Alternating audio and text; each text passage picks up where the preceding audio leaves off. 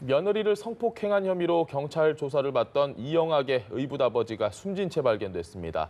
경찰은 조사 과정에서 부담을 느끼고 스스로 목숨을 끊은 것으로 보고 있습니다. 한편 개에 물린 뒤 폐혈증으로 숨진 한일관 대표의 사망 원인을 두고 논란이 이어지고 있습니다. 다양한 사건 사고 짚어보겠습니다. 노형희 변호사, 김복준 한국범죄학연구소 연구위원과 함께합니다. 안녕하십니까? 네, 안녕하세요. 예. 안녕하십니까?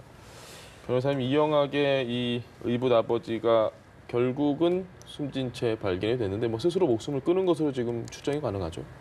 네, 아무래도 이제 심적 압박이 좀 심했던 것 같은데 그 중랑 경찰서에서 조사를 한번 받고 그 다음에 그 영월에 있는 경찰서에서 조사를 받기로 예정되어 있는 날 지금 이런 사고가 벌어졌습니다. 예. 근데 아마도 그 며느리하고 성관계한 사실이 알려진 것도 부담스러운 상황이긴 한데 그 검찰에서 원래 그 이영학 씨의 의붓아버지 이분에 대한 영장을 경찰에 청구했는데 검찰이 3번이나 기각했다고 하지 않았습니까? 예. 그러니까 그렇게 따지게 되면은 경찰 입장에서는 좀 부담감을 가질 수가 있어요. 본인들이 영장을 청구했는데 기각이 여러 번 됐기 때문에. 그러면 아무래도 다시 한번 혐의 사실을 입증하기 위해서 여러 가지로 좀 압박 수사를 계속해서 가할 가능성이 있기 때문에 예. 그런 주변 상황 속에서 본인이 좀 민망함 혹은 여러 가지 그 좁은 지역 사회에서의 그 본인이 처신하기 곤란한 점 더하기 그 경찰에서의 그 압박 수사가 자기의 목을 조여올 거라고 하는 그런 심리적인 부담감들이 여러 가지가 컸기 때문에 이런 그 극단적인 행동을 한 게 아닌가 이렇게 좀 생각이 듭니다. 알겠습니다. 네, 지금 변호사님이 좀 잘 설명을 해주셨는데 이렇게 보통 통상적으로 좀 누명을 받았다라고 본인이 느낄 때 뭔가 자살이라는 극단적인 행동을 선택하는 사람들이 많이 있나요? 꽤 있어요. 사실은 그 좀 아쉬운 부분이긴 해요. 저도 이제 실무자 입장에서 근무를 해봤기 때문에 이영학의 이제 계부죠. 의붓아버지 같은 경우는 수사하는 과정에서 사실 이런 부분도 간과해서는 안 돼요.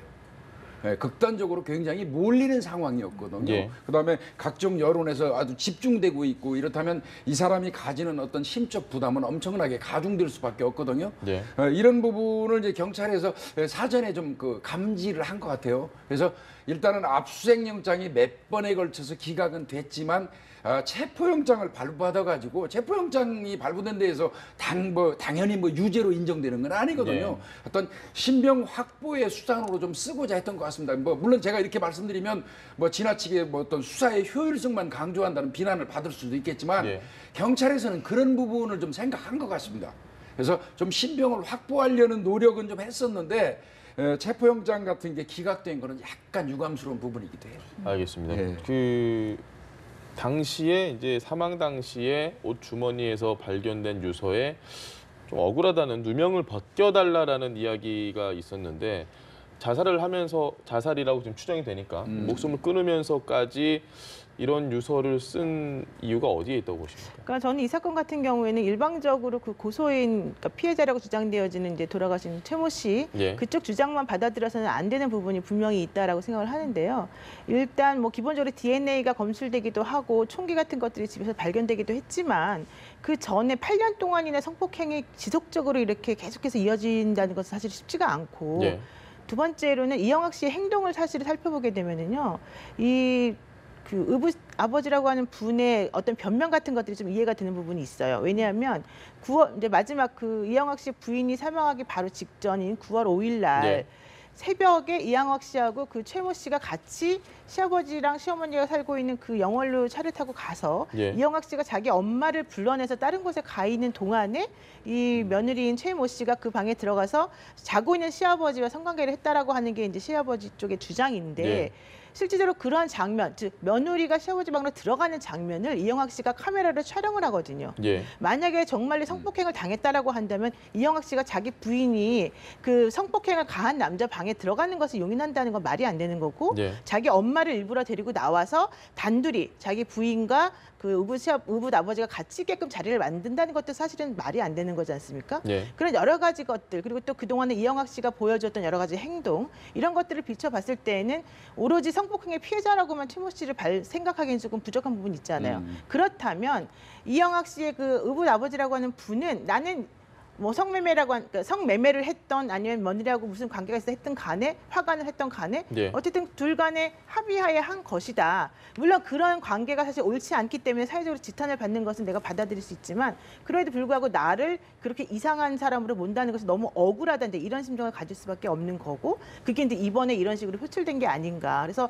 사실 이제 이런 식으로 목숨을 끊으면서까지 본인의 말 잘 들어주지 않을 테니까 사람들이 네. 그런 부분 게다가 최모 씨가 사망함으로 인해서 본인에게 모든 비난의 화살이 쏟아졌던 부분들까지 전부 다 고려하게 되면 조금 안타까운 부분이 분명히 있습니다. 알겠습니다. 지금 이야기를 들어보면 사실 밝혀져야 할 것들이 많이 있는 네, 것 같은데 그렇습니다. 지금 성폭행 사건과 관련해서는 가해자, 피해자가 모두 사망한 상태거든요.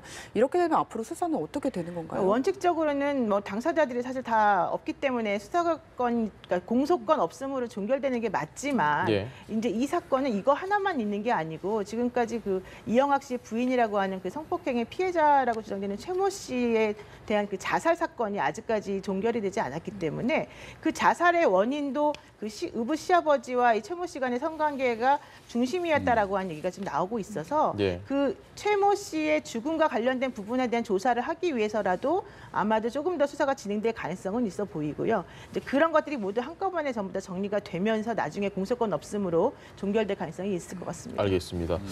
아마 실무에 오래 계셨으니까 네. 이번에 이 경찰의 초동 대응에 대해서 초반에 이야기가 많이 나왔는데 네. 결국 밝혀진 게 출동을 하지 않았는데 출동했다라고 허위 보고까지 한 상당히 좀 국민들이 분노를 하고 있는 것 같습니다. 네, 여성 청소년과 내에 실종 수사팀이 있어요, 예. 기본적으로. 그리고 24시간 근무하면서 상주하면서 교대 근무를 하고 있거든요. 예. 당일날 저는 이제 처음에 최초에 이 사건이 발생했을 때 지구대로 바로 찾아간 줄 알았어요, 피해자 어머니가. 네. 그랬는데 그게 아니더라고요. 나중에 알고 보니까 하나하나 둘 112로 신고가 들어갔던 상황이고 112 지령실에서 신고를 받고 위험하다고 판단했기 때문에 코드 1을 지령했어요. 예. 코드 1이라는 거는 현재 이 어떤 범행 상태가 진행되고 있다는 그런 뜻이거든요. 긴급 상황입니다. 예. 코드 0에서부터 코드 4까지 있거든요. 근데 이제 코드 1을 때렸다고 그러면 이거는 바로 여청계에 있던 실종 수사팀이 현장으로 뛰어나가는 게 맞습니다. 네. 더 나아가서는 사실 당일날 상황실장이 코드 1을 발령하는 책임자예요. 야간 서장입니다. 저도 뭐 상황실장을 해봤지만 그러면 코드 1을 때렸다는 얘기는 본인이 직접 현장에 나가가지고 직원들한테 명과를 주고요. 그대로 수사가 진행돼야 되는 거예요. 예. 그런데 직장행해야 된다는 거죠. 근데 상황실장은 당일날 아무런 조치를 취하지 않았어요. 코드 1을 때려놓고. 그리고 나가야 되는 여청계 실종팀도 아무도 안 나갔고. 사실은 강력팀까지 동원돼야지 맞거든요. 코드 1을 지령을 발령했다면. 예. 네. 그래서 총체적으로 제가 보니까 가동이 하나도 안 된 거예요. 원래 기존적으로 있는 게. 그래서 당일 상황실장부터 시작해서 허위 보고를 한 그 여청계 실종팀 직원들, 그다음에 이제 지구대 뭐 팀장 해가지고 9명 상당을 지금 징계위원회 회부를 했는데 이게 상당히 아쉬운 부분이고 경찰 조직이 이래가지고는 진짜 안 되죠. 교수님 저는 이걸 보면서 좀 궁금했던 게 이번에 이런 큰 사건이 나서 정말 사회적으로 아주 논란이 됐기 때문에 예. 경찰의 대응이 이랬구나라는 걸 이제 국민들이 알게 된 거고 언론도 이 부분에 집중을 했는데 예. 그럼 모르고 지나가고 하는 일들이 엄청나게 많다라는 예상을 하거든요. 이걸 어떻게 구조적으로 뭔가를 할 수 있는 방법이 없습니까? 지금 뭐 이 사건이 발발하고 난 이후에 뭐 경찰청에서 이제 아마 뭐 새로운 어떤 매뉴얼을 개발하고 뭐 한다고 하는데요. 예. 사실 매뉴얼이 없었던 거 아니에요. 이거 제가 현직에서 저도 수사과장을 했는데요. 예. 제가 수사과장 할 때는요, 노인, 장애인, 그 다음에 여학생 이런 가출 신고가 들어오면 무작정 TF팀 만드는 걸로 했어요. 네. 강력팀, 실종팀 그리고 해당 과장이 직접 나가서 직장해가지고 내사를 했어요. 종료될 때까지 다 그런 매뉴얼에 의해서 움직였는데 중량서가 작동이 안 된 거예요. 사실 매뉴얼이 없어서 안 되는 건 아니에요. 근데 이제 이번에 매뉴얼을 좀 보강을 또 하는 모양입니다.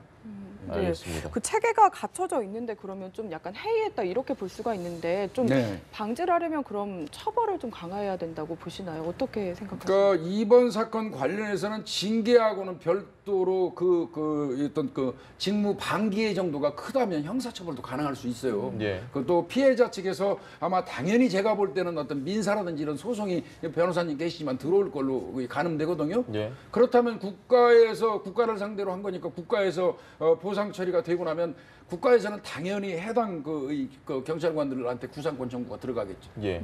지금 말씀하신 대로 실제로 이런 경우에 만약에 뭐 이제 피해 유가족이 아니 이건 경찰의 초동 수사가 위협했기 때문에 우리 보상을 받아야겠다고 하면 어떤 과정을 좀 거칠 수 있습니까? 네, 뭐 국가배상을 청구하거나 이제 민사상 손해배상 청구하면 되는데요. 예. 저는 그런 것보다도 지금 31개 그 관내 경찰서가 있는데 그 중에서 이런 그 실종 수사 전담 팀을 운영하고 있는 곳은 8군데 정도밖에 안 되고 예. 이게 전부 다 이제 여청과에서 같이 관할을 하고 있는데 여청과에 계시는 분들 얘기는 성폭력 관련된 수사를 하는 것도 너무 힘들어 죽겠다. 그런데 이런 식으로 실종 수사를 하라고 요구가 들어오면 예. 여성이나 아이가 실종됐다라고 한 신고는 무조건 코드 1으로 분류를 한다. 근데 우리가 어떻게 그 모든 것이 다 일일이 나가겠느냐. 예. 게다가 현실적으로 만약에 100건의 그런 실종 신고가 들어오면 그중에 95% 정도는 전부 다 24시간 안에 다 그냥 자발적으로 돌아오는 단순 예. 가출이었기 때문에 우리가 함부로 움직이기도 힘든 상황이었다. 그리고 어디에 있는지도 모르는 사람이 계속해서 막 돌아다니면서 찾기만 할 수는 없는 거 아니냐. 이제 이런 얘기를 지금 하고 있어요. 그게 예. 바로 현실을 보여주는 거죠. 왜냐하면 인원이 사실은 많지 않다. 우리가 너무 업무상으로 힘들다. 뭐 이런 여러 가지 것들이 있는 건데 만약에 그런 식으로 따지게 된다면 물론 그분들이 하는 말이 다 어느 정도 우리가 전혀 수긍 못할 바는 아니지만 예. 그래도 불구하고 그분들이 하는 말들을 한다면 24시간 내에는 아무도 못 찾는다는 얘기예요. 그러니까 지금 이 중량경찰서에는 그날 이 피해자 김양에 대한 신고만 들어온 게 아니고 네. 4건의 신고가 한꺼번에 들어왔잖아요. 근데 그중에서 피해자 김양에 대한 신고 있은 이후에 2시간 반 후에 50대 아주머니에 대한 실종 신고가 들어왔어요. 근데 그분에 대해서 역시 출동하겠다고 말만 하고 나가지 않는 사이에 네. 11시간 후에 그분이 선호대교에서 스스로 투신해서 사망하는 사고가 벌어졌거든요. 그러니까 이렇게 4건의 실종 신고 중에서 2건이 벌써 하나는 범죄에 연루되고 하나는 자살하는 그런 상황이 벌어졌기 때문에 네.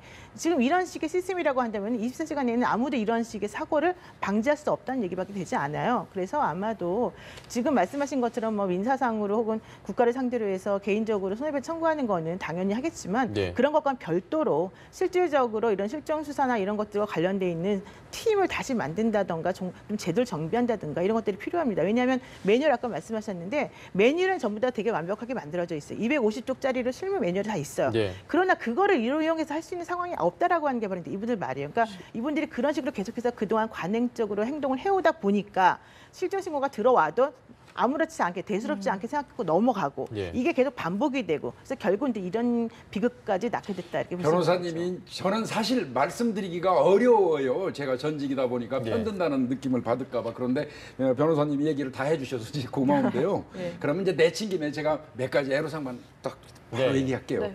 일단은 경찰한테 무기를 주고 일을 하라 그래야 돼요. 사실 가출 매뉴얼 아무리 많아도요. 야간 시간대에 나가서 의심이 되는 지역에 가택 수색권이 없어요. 네. 그 어떻게 하겠습니까? 밤 12시에 두들기다가 망신만 당하고 경찰 안 돼요. 사실 영국 같은 경우는 가택 수색권이 있습니다.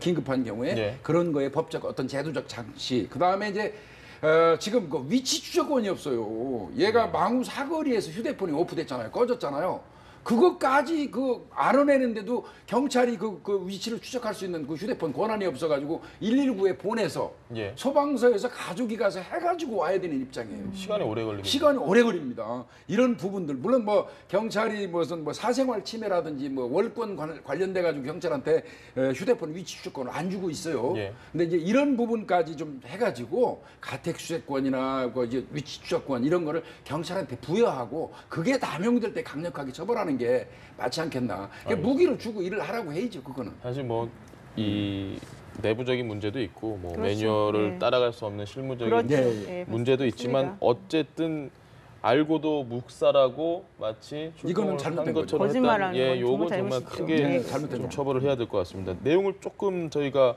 바꿔보겠습니다. 지금 최시원 씨 반려견 문제가 조금 가라앉을 것 같더니 네. 다시 그 농농균이 화두가 되면서 이게 그러면 원인이 어디에 있느냐 이렇게 또 다툼이 약간 있는 것 같은데 어떻게 보십니까? 그러니까 지금 최시현 씨 측에서는 우리 개는 농농균이라고 하는 그런 균이 없다. 예. 그렇기 때문에 사실은 우리 개한테 물린 건 맞지만 이분의 죽음이 우리 개 때문이라고 할 수는 없다는 이런 식의 이제 입장을 지금 취하고 있는 것으로 보이고 지금 유족 측 입장과 병원 측 입장에서는 그러면 이분이 건강하신 분이었는데 녹농균이라고 하는 게 갑자기 어디서 생겼겠느냐. 예.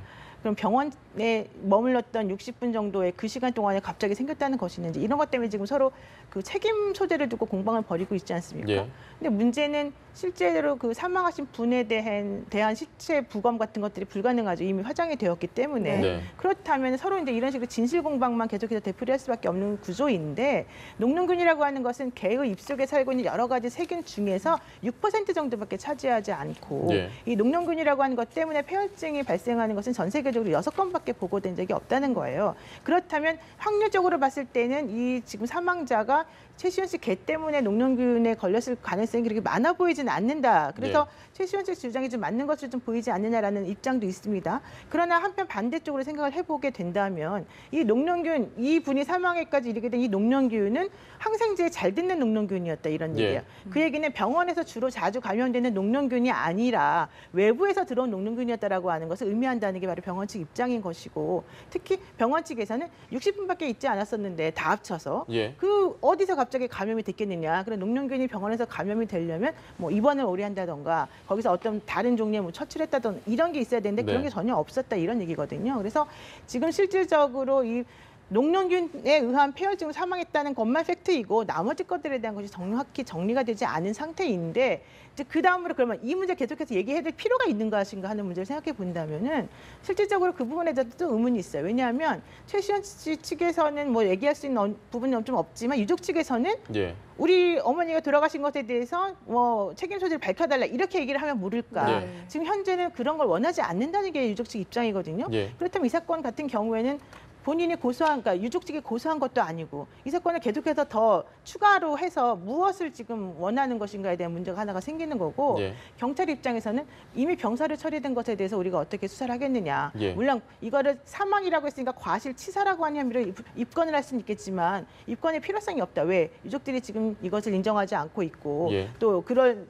검사해 볼 만한 뭐 대상도 없는 것이고 그러니까 이런 식이 지금 얘기가 되고 있어서 지금 현재 문제는 이제 반려견이라고 하는 개를 관리하는 것과 관련된 사고 이런 쪽이 지금 집중되는 방향으로 좀 가는 것 같아요. 알겠습니다. 그런데도 계속 이야기가 나오는 이유가 바로 누리꾼들의 분노가 좀 극심하기 때문이 아닐까 싶은데 또 그래서 좀 이야기가 되는 게요. 지금 강남구청에서 어쨌든 사람이 죽었잖아요. 그런데 과태료 5만 원 처분을 내렸다고 하더라고요. 참, 저도 공직생활 평생 한 사람인데요. 참 대한민국 공무원들 일 처리하는 거 보면 이거 지금 이 시기에 이거 저 동물보호법으로 과태료 5만 원 그 구태여 부과하고 우리는 이렇게 일했다고 책임 회피하고 싶을까요?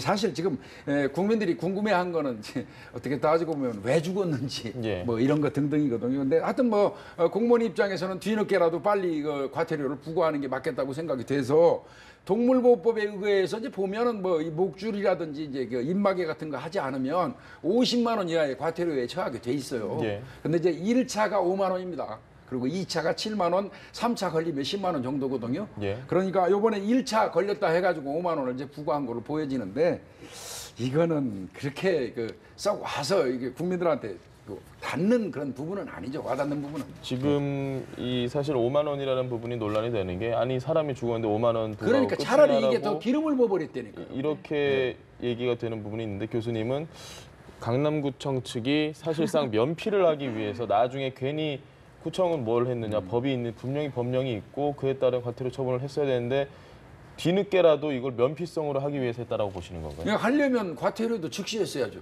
지금 한참 흘렀잖아요. 9월 30일 날 물었거든요. 그러면 지금 뭐 한 달이 넘었어요.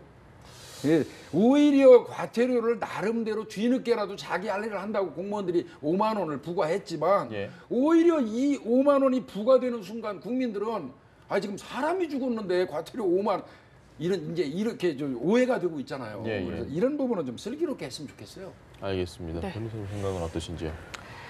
사실 이제 공무원들 입장에서는 목줄 안 한 것만이 지금 현재 드러나 있는 사실이니까 예. 그 부분에 대해서라도 과태료를 부과하겠다라고 하는 게 입장일 수 있는데요. 저는 이제 그런 것보다도 그 강남구 척만의 일은 아니겠습니다만은 강남구에서만이라도 실질적으로 개를 키우는 것과 관련해서 조금 더 좀 강화된 지침이라던가 교육이라던가 이런 예. 것들을 방안을 마련하고 공청회 같은 걸 열어서 사람들에게 교육을 조금 시키고 특히 개를 데리고 다니면서 다른 사람에게 위협이 되지 않도록 예. 혹은 새로운 피해가 발생하지 않도록 어떤 식으로 하는 것이 좋을지에 대해서 국민들의 의견을 좀 수렴하는 방식이 좀 필요하지 않았을까. 그래서 이걸 전체적으로 우리나라 전국적으로 이번 사건을 계기로 해서 조금 그 동물 반려견과 같이 더불어 살아가는 세상을 살아가는 데 관련한 여러 가지 문제점들을 좀 한번 되짚어보는 시간으로 만드는 게 필요하지 않았을까 생각이 들어요. 왜냐하면 현재 사람을 문 개에 대해서 안락사를 시켜야 되냐 마냐까지 지금 얘기가 나오고 있지 않습니까? 네. 그렇다면 그런 것들을 그냥 언론에서만 조금 떠들고 그냥 끝날 것이 아니고 예. 이것들을 정말로 계기를 삼아가지고 구체적인 방안을 마련하는 것이 전향적이고 좋은 태도겠죠. 알겠습니다. 네, 지금까지 노형희 변호사 그리고 김복준 한국범죄학연구소 연구위원 두 분과 함께했습니다. 오늘 말씀 잘 네, 들었습니다. 고맙습니다. 고맙습니다.